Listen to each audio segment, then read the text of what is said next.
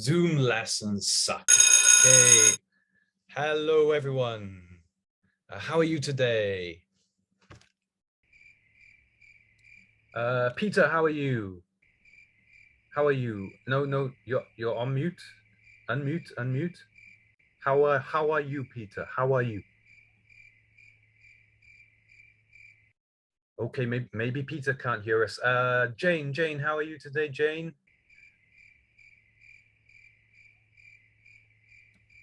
Okay, maybe she's having problems too. Can anyone tell me how are you today? Are you having a good day? Anyone?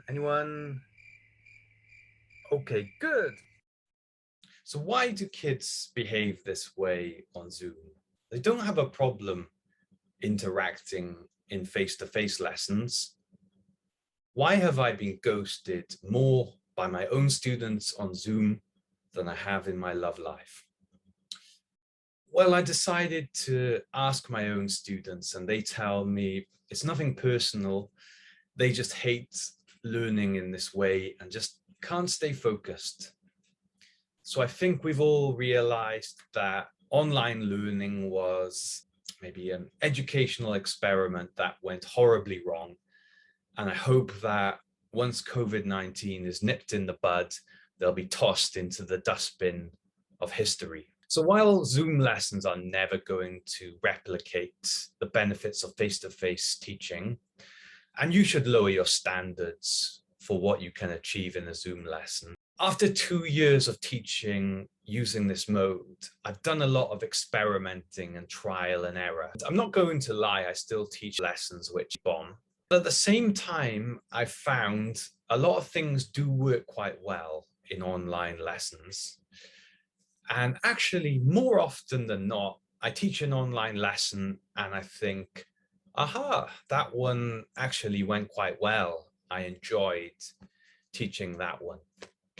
So in this video, I'm gonna do two things. So firstly, I'm going to probe a bit deeper into the reasons why kids hate Zoom. We'll look at some academic research and some of my own action research from the classroom. And then I'm going to go through a list I've developed of some do's and don'ts for a Zoom lesson, which I use to inform my own lesson planning. Well, some academics did a study into the causes of Zoom fatigue. They found that apathy was not a significant cause. Most kids want to learn. So something's not right with the way these lessons are being delivered. Here are the real reasons. It was boredom, information overload, and escapism. Now, when I think about some of the meetings I've been to on Zoom as an adult, I think this makes perfect sense. I've been in plenty of really boring Zoom meetings where the presenter talked for the whole time, overloaded us with information. Before I know it, I find myself daydreaming and I suddenly become conscious again and realize I've wasted the last 20 minutes Googling different ways to make jam. So if adults can't stay focused when they are being overloaded with information on Zoom, what chance does a child have? Let alone a child with attention deficit issues whose parents aren't able to supervise them for the whole lesson. So when we plan our Zoom lessons, we really must minimize the potential for boredom, escapism, and information overload to creep in. And this brings me to my first don't. Don't pre-record your lessons. Pre-recorded lessons create the ideal environment for boredom, information overload, and escapism to mutate like a virus. The key to keeping a kid's attention is by keeping them active. Kids must be doing something at all times, and preferably interacting with the teacher and their classmates in a live environment, as this holds them accountable for their participation. Also, don't kids go to school not just to learn, but to get their social needs met and to have an opportunity to develop their social skills through interacting with other people? Isn't it cruel enough that we lock the kids up at home for months on end without then depriving them of the ability to interact with their classmates? As we really want to focus on holding the kids' attention, my second do is vary the activity frequently. Never wait for everybody to finish an activity, then go through the answers one by one. You'll have lost half the class to Angry Birds or Fortnite. Think Sesame Street. They deliberately change their skits every couple of minutes because they know that's the attention span children realistically have. Also, keep the kids on their toes. Vary and mix up the activities. Don't make your lessons too predictable. Keep them guessing what will come next. Now, my next don't is quite controversial. It's don't insist that students turn their camera on. Now, you may think, what's he talking about? If we allow them to turn their camera off, won't there be a lack of discipline in the class? And how can the teacher keep tabs on whether the students are participating or not?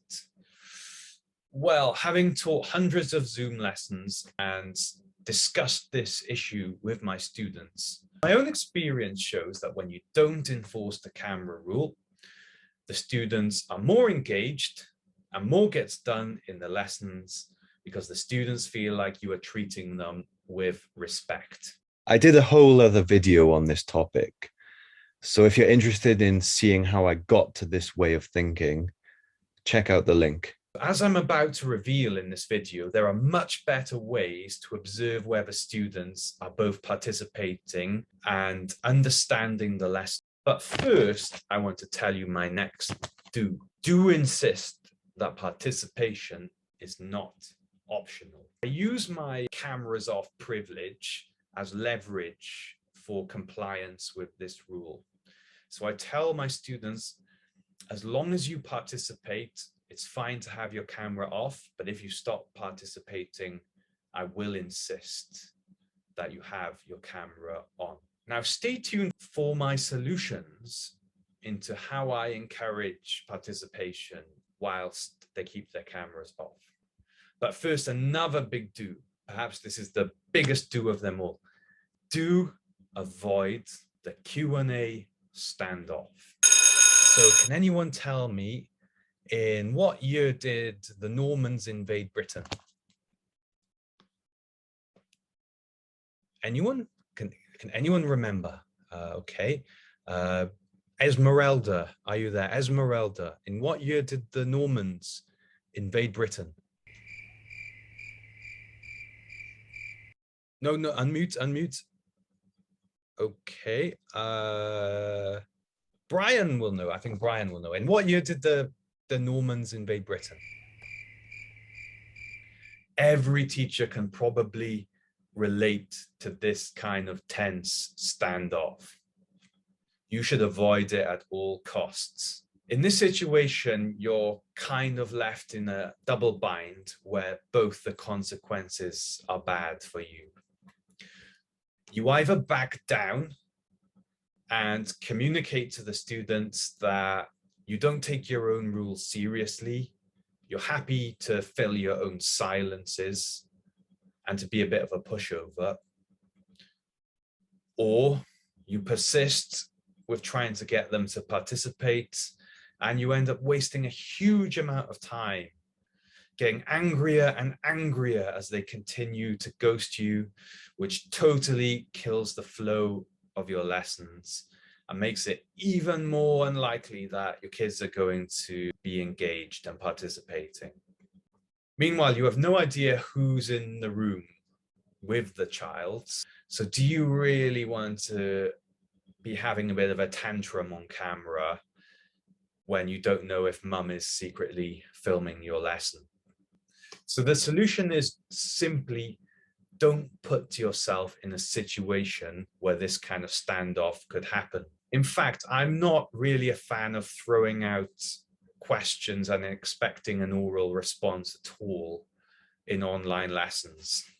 Even if you have classes where you ask a question and the kids enthusiastically respond, it's usually the same 5 kids who are actually answering the questions. And if you do try and find more inclusive ways, maybe you use a name randomizer or you just nominate individual students, I can guarantee you'll find yourself in one of these standoffs when a kid that you nominate doesn't respond. So now I've stopped wasting the lesson time with these question and answer standoffs. I'm now going to talk you through what I do instead to make sure that the lesson time is used much more productively. Here's the first thing. I increase opportunities for typing participation. I find students much prefer this method as it takes the pressure off them when they don't have to speak in front of the class. The first way students can respond by typing is using the meeting chat. Do use the meeting chat heavily.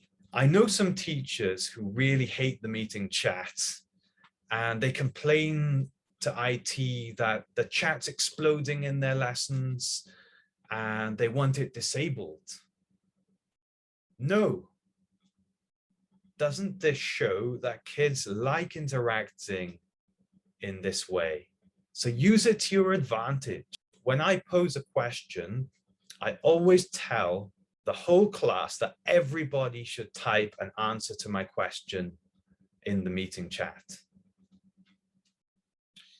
If kids don't feel comfortable sharing their answer in front of the whole class, and I think that might explain why they're quite silent in the lessons, the great thing about the chat is that there's a private message function. So they can send the message to me privately and discreetly.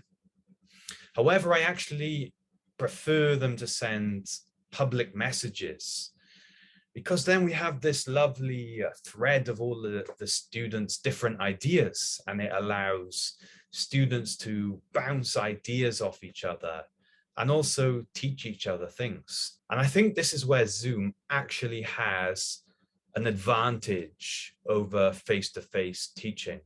In face-to-face, I can't see every single student's exercise book at the same time. I can't ask a question and then wait for 30 students to answer. But using the Zoom chat, I can assess all my learners' understanding very quickly. So please use this to your advantage. Sometimes when I want students to really feed off each other's ideas, I use some other websites as they're a bit easier to read than trawling back through the Zoom chat. I like Padlet as you can collate all your students' answers in a reader-friendly way.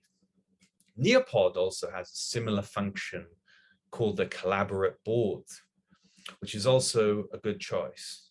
For younger ages and where the students aren't so good at typing, I also like Nearpod's Draw It function, where each student can draw a response to a question. Another way that students can get involved is using the annotate function in Zoom. Again, I find the kids love using this. You've probably been lesson bombed at some point when kids started using it to doodle on your screen. Please don't disable this, as kids clearly love using it. My next do is use competitive educational games. Probably the way to guarantee high levels of engagement is to incorporate a good old quiz. Quizzes is my go-to website. I love Nearpod too, as it has a great variety of different activities, all fun and interactive. The variety is so good that you can use this app for pretty much a whole lesson. My next two is do use breakout rooms. Breakout rooms have a bit of a notorious reputation. However, when done correctly and with a few tweaks, breakout rooms can be a really valuable tool which promotes that student-to-student collaboration and communication. One of my biggest insights from teaching online is that breakout rooms work really well when you use them with a Google Doc. I made a whole video where I explain how to do this. So if you're interested, check it out. My next do is do give the kids a break from the screen. So I think you get the gist by now that the way to keep kids engaged is to constantly have them typing something. That's all well and good, but we need to consider the strain this is having on their eyes, and that they might get a bit bored of this if it gets too repetitive.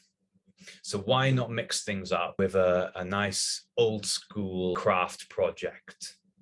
I think it's perfectly fine to set up an activity, tell the kids you have 30 minutes, and then you will share it with the rest of the class. This will mix it up with a nice hands-on activity. My final do is do incorporate movement into the lessons. As well as having a big strain on their eyes, these lessons are likely having a big strain on their butts as they're glued to their chairs all day. So for their health and enjoyment, do get them up and moving around. So certain activities I like to do which encourage movement are when I present a vocabulary word, I could get the students to mime that word. We could even turn it into a guessing game. So perhaps I send a private message to some students and then they mime the words on the camera and everyone else guesses.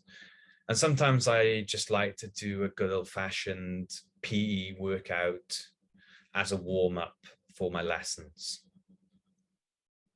And I find as well, when you get students to do funny things on their camera, they suddenly do become enthusiastic about turning their camera on. Thank you very much for making it to the end of this video. My name's Owen, and I'm a teacher who loves lifelong learning. I love to experiment and do a bit of trial and error with new techniques for the classroom. I also like to do a bit of reading up on the subject and seeing what's in the research. And I like to share my ideas with other teachers, hence this new YouTube project that I'm doing. So I hope to grow this channel and bring out a lot more content in the future. But as I'm a new channel, I do really rely on your support. So please like and subscribe. It will really help out my algorithms and things like that in these early days of the channel. If you enjoyed your content, please tell your teacher friends. If you didn't enjoy the content, tell the colleagues in the staff room that you hate about it. Any views are very welcome. Thank you very much and stay tuned for some more content.